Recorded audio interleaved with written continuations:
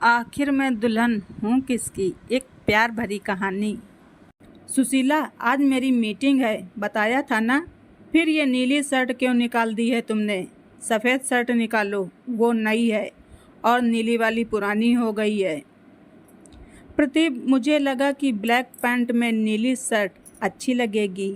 कह दिया ना मैंने, मुझे सफ़ेद शर्ट ही चाहिए।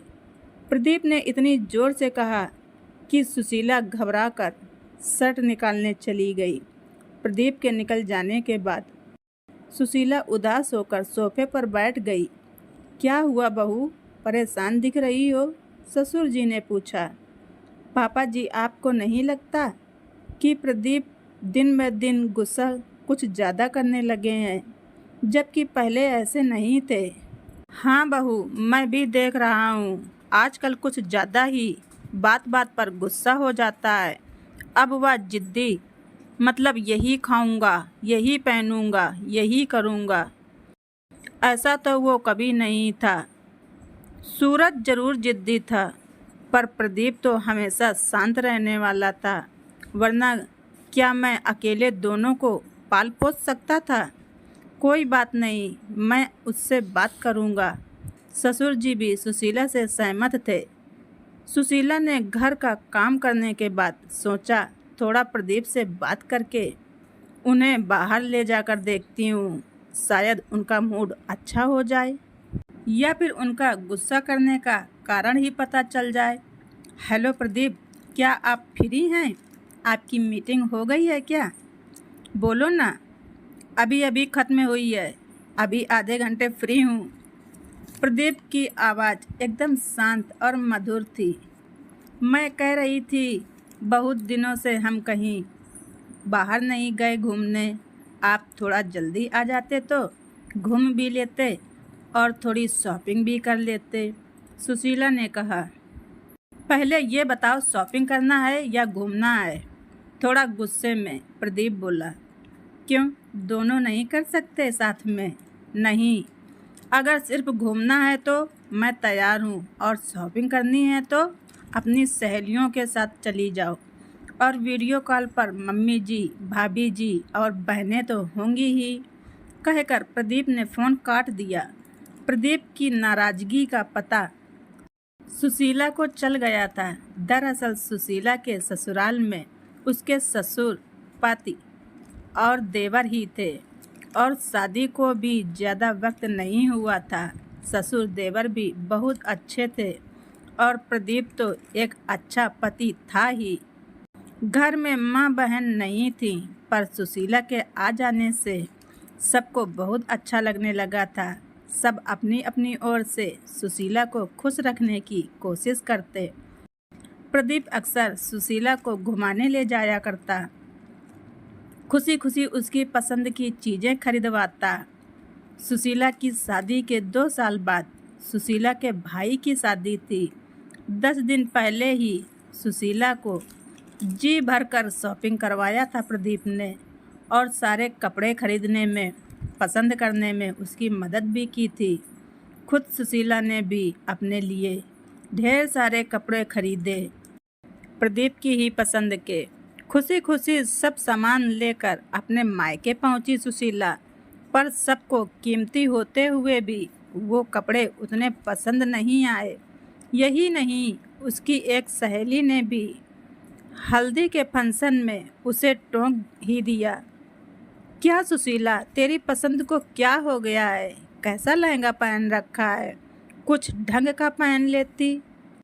भाई की शादी से लौटकर आई सुशीला अब प्रदीप की पसंद की चीज़ों से कतराने लगी थी। अगर प्रदीप के साथ शॉपिंग जाती भी तो या तो सहेलियों को या मायके वालों को वीडियो कॉल पर दिखाकर कपड़े लेती, या फिर कोई नहीं होता तो घर आकर सबको फ़ोटो भेजती। सब ने अच्छा कहा तो ठीक, वरना वापस कर आती। मतलब अगर प्रदीप की पसंद की हुई चीज़ें उसे पसंद भी आती, और अगर दूसरा कोई कह देता अच्छा नहीं है तो उसी की मान लेती। प्रदीप एक दिन अपनी पसंद से एक साड़ी ले आया सुशीला के लिए। उसने तुरंत सबको फ़ोटो भेजी, पर किसी को साड़ी पसंद नहीं आई। प्रदीप, इसे वापस कर दीजिएगा। किसी दिन मैं साथ चलूँगी, फिर ले लेंगे। रख लो ना सुशीला, बहुत प्यार से लाया हूँ। पसंद नहीं तो बाहर पहन कर मत जाना, मेरे लिए ही पहन लेना घर में। अरे घर में कैसे, इतनी महंगी साड़ी? मैंने कहा ना, आप वापस कर दो, दूसरी ले लेंगे। सबने कहा इसका कलर ही नहीं, कढ़ाई भी नहीं अच्छी लग रही है। दूसरे दिन मन मारकर प्रदीप ने उस साड़ी को वापस कर दिया। ऐसे ही एक बार ऑफिस के टूर से लौटकर प्रदीप एक बहुत अच्छा सा कुर्ता लाया था सुशीला के लिए। सुशीला को उसका कलर बहुत पसंद आया, पर उसका वही कलर सुशीला के घर में किसी को पसंद नहीं आया। अब इतनी दूर से लाया कुर्ता वापस तो नहीं होगा, तो उसे बुझे मन से अलमारी के एक कोने में डाल दिया सुशीला ने। शुरू में प्रदीप ने बहुत बार कहा था सुशीला से उस कुर्ता को पहनने के लिए, पर अब कहना ही छोड़ दिया। यही नहीं, अब वो उसके साथ शॉपिंग भी नहीं जाता था। सुशीला को भी ज़्यादा दिक्कत नहीं होती थी, क्योंकि वैसे भी प्रदीप की पसंद का तो उसे कुछ लेना ही नहीं होता था। अब उसे और अपनी ही नहीं, प्रदीप की चीज़ें भी वो सबसे पूछ करके लेने लगी थी। तो किसी भी इंसान को बुरा लगना लाजमी ही था, पर प्रदीप को ये बात कहनी चाहिए थी मुझसे। मन में क्यों रखा? भला मैं हमेशा सही हूँ, ज़रूरी है क्या? उन्हें समझाना चाहिए था मुझे, पर अब ये गलती मेरे कारण हुई है, तो मैं ही ठीक करूँगी इसे। मन ही मन सुशीला ने सोचा। इधर बहू बेटे के अनबन को देखकर ससुर जी भी परेशान थे, तो अपने दोस्तों से मिलते जुलते प्रदीप के ऑफिस की छुट्टी होने के समय उसके पास पहुंच गए। इधर आया था तो लेट हो गया, सोचा तुम्हारे साथ ही घर के लिए निकल जाऊं, रामशंकर ने बेटे से कहा, और बेटे के साथ घर के लिए निकल पड़े। प्रदीप बेटा, आजकल तुम्हारे और बहू के बीच मुझे कुछ ठीक नहीं लग रहा।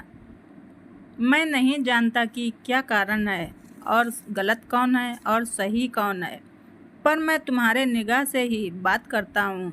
सुशीला की कोई आदत तुम्हें पसंद ना हो, पर कभी उसके पहलू से भी सोच कर देखना। घर में हम 3 पुरुष ही हैं, और वो अपनी माँ बहनों के साथ रही है। हो सकता है उससे वो गलती उसकी नादानी से हो रही हो, या फिर उसे पता भी ना हो कि वो गलत है। सास बहू का संबंध चाहे जैसा हो, पर जाने अनजाने 2 संस्कारों के बीच का असमंजस स्थापित करने में एक पुल का काम करता है, क्योंकि एक स्त्री ही दूसरे स्त्री के मन को अच्छी तरह से समझ सकती है, चाहे वो माने या ना माने। लेकिन हम सबको उसे समझना होगा और समझाना भी होगा।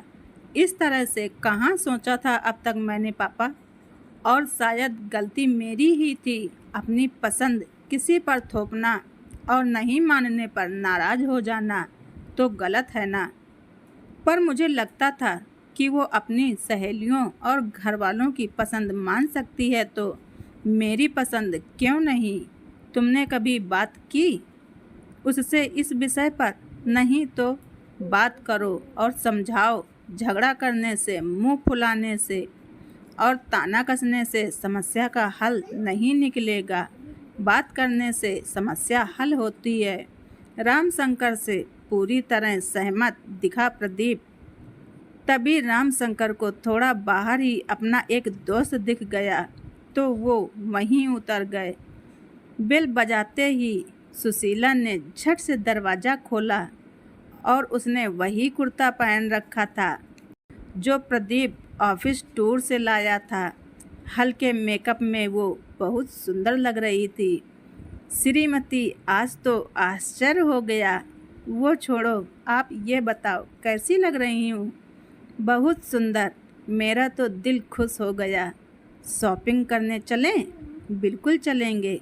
प्रदीप की तुरंत हाँ करने से थोड़ी आश्चर्यचकित हुई सुशीला, पर फिर खुद बोली, आज की सारी शॉपिंग आपकी पसंद से होगी। कोई वीडियो कॉल नहीं, कोई फ़ोटो भी नहीं। कोई सलाह लेना चाहो तो ले लेना। मैं मानता हूँ हो सकता है कभी मेरी पसंद में ही कमी हो। नहीं, ऐसा नहीं है। आपकी पसंद की हुई चीज़ें मुझे भी पसंद आती हैं, पर जब कोई उसे बुरा बोल देता है तो मुझे अच्छा नहीं लगता था, इसलिए सलाह लेने लगी। पर अब अपने और आपके लिए कपड़े खरीदने के लिए किसी की सलाह नहीं लूँगी। आप है ना मेरे आईना। आपके चेहरे पर झलके प्यार से मुझे पता चल जाएगा कि मैं अच्छी लग रही हूँ या नहीं। हाँ, किसी और की खातिर खरीदना हुआ तो उनसे पूछ लूँगी। आखिर मैं दुल्हन किसकी हूँ? आपकी हूँ ना, अपने मायके या अपने सहेलियों की नहीं। यह कहकर सुशीला ने आंख मटकाया तो प्रदीप जोर से हंस पड़ा और उसकी तरफ बढ़ गया और दोनों शॉपिंग के लिए निकल गए। दोस्तों, आप सबको हमारी यह प्यार भरी कहानी कैसी लगी कमेंट बॉक्स में ज़रूर बताएं। हमारे चैनल पर नए हैं तो सब्सक्राइब करना ना भूलें। धन्यवाद। ऋचा वॉइस।